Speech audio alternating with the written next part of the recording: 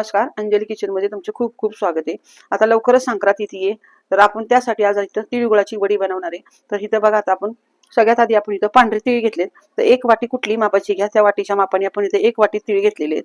त्यानंतर त्याच मापाचे आपण शेंगदाणे पण तेवढेच घेतलेले, दोन्ही समान घेतलेले आहे आपण।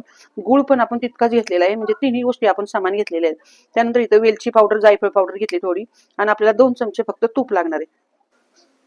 तर इथं बघू शकता तुम्ही, खरपूस असे शेंगदाणे भाजून ह्याची आपण पूर्ण फुलकटं काढून घेतलेली आहेत, आणि शेंगदाणे एकदम पांढरे शुभ्र करून घेतले। तर एक वाटी पांढरे तीळ घेतले, ते आपल्याला इथं भाजून घ्यायचे। तर मीडियम गॅस मी इथं ठेवलेला आहे, कढई तापून घेतलेली आहे।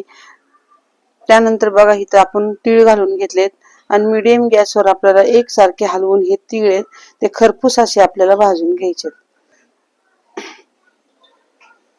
तर 1-2-3 मिनिटं तीळ आपल्याला चांगले कलर बदलेपर्यंत मस्त भाजून घ्यायचे। तडतड उडायला लागले की गॅस बंद करून टाकायचा। तर इथं बघा, छान असे आपले तीळ मस्त कलर आलेला आहे आता, आणि तीळ आपले भाजून झालेले आहेत। तर जेवढे तुम्ही तीळ छान भाजता तेवढी तुमची वडी खमंग अशी लागणार आहे। तर इथं बघा,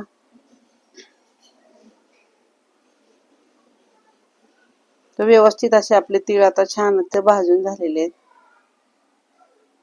त्यानंतर आता गॅस बंद करून टाकलाय, आणि गरम कढईमध्येच आपण हे जरा हलवून घेतलेले आहेत। तर आता तीळ आपण एका ताटात थंड होण्यासाठी ठेवून देऊया। तीळ काढून घेतले, थोडेसे तीळ बघा इथे मी बाजूला काढलेत 1 चमचाभर। त्यानंतर मिक्सरचं भांडे घेतले, तर मिक्सरच्या भांड्यात सर्वात आधी भाजलेले शेंगदाणे आपण घालून घेऊया। तर सगळ्यात आधी आपल्याला शेंगदाणे जरा बारीक करून घ्यायचे। तर अशा पद्धतीने दाणेदार शेंगदाणे आपण इथं बारीक करून घेतलेत, आणि त्यानंतर आपण इथं पांढरे तीळ घालून घेणार आहे। तर तीळ मी इथं शेंगदाण्यामध्ये घालून घेतलेत, म्हणजे शेंगदाणे आणि तीळ दोन्ही समान बारीक होते। तर इथं बघा, मिक्सर मागं पुढं करून असं आपण छान दाणेदार कूट करून घेतलेला आहे। आता ह्याच्यामध्ये आपण गूळ घेतलेला आहे, तर चवीनुसार आपण इथं गूळ घालतोय। तुम्हाला जास्त गोड पाहिजे, कसं पाहिजे त्या पद्धतीने तुम्ही इथं गूळ घालू शकता। तर 1 वाटी गूळ मी किसून टाकलेला आहे। वेलची पावडर, जायफळ पावडर, ह्याच्यामुळे पण वडीला छान अशी टेस्ट येते।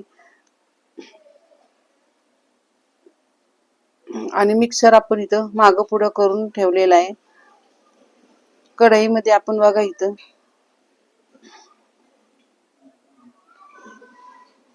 मिक्सरवर पुन्हा एकदा बारीक करून आपण कढईमध्ये 2 चमचे तूप टाकलं, आणि ह्या तुपावर हे मिश्रण आपण घालून घेतलेलं आहे। गूळ घातल्यानंतर पुन्हा एकदा मिक्सर मागं पुढा करून घेतला होता, आणि त्यानंतर मी इथं मिक्सरच्या भांड्यातला सर्व कूट आपण इथं तुपावर घालून घेतलेला आहे।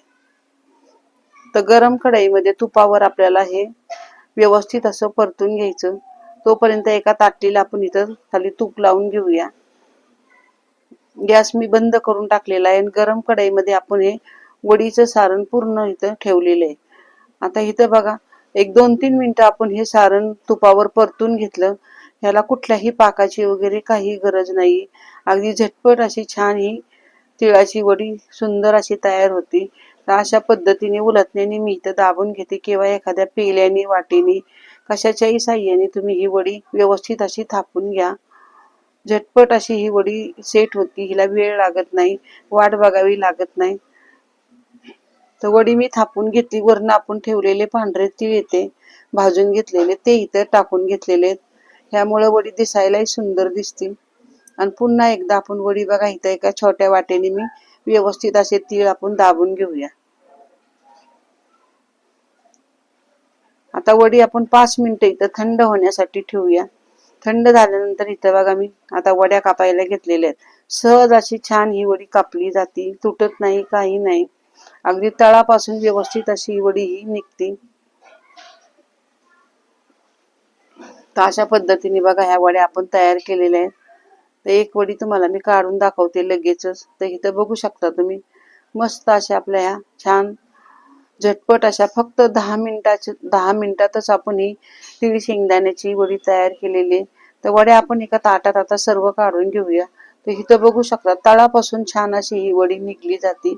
अगदी पाक करायला नको, कुठली झंझट नको, पटकन अशी ही 10 मिनिटात सुंदर अशी ही खमंग शेंगदाणा तिळाची वडी आपण तयार केलेली आहे। लवकरच संक्रांत येते, तर आता तर संक्रांतीसाठी वडे आपण आज करणारच आहोत. तर अशा पद्धतीने झटपट अशी बघा रुचकर अशी एकदम खुसखुशीत अशी ही तिळा गुळाची वडी तुम्ही नक्की तयार करून बघा. खायलाही छान लागते, कडक होत नाही, मऊसूत अशी ही वडी तयार होती. आणि जर आजची रेसिपी तुम्हाला जर आवडली असेल तर चॅनलला सबस्क्राईब करा, शेअर करा, कमेंट करा. धन्यवाद.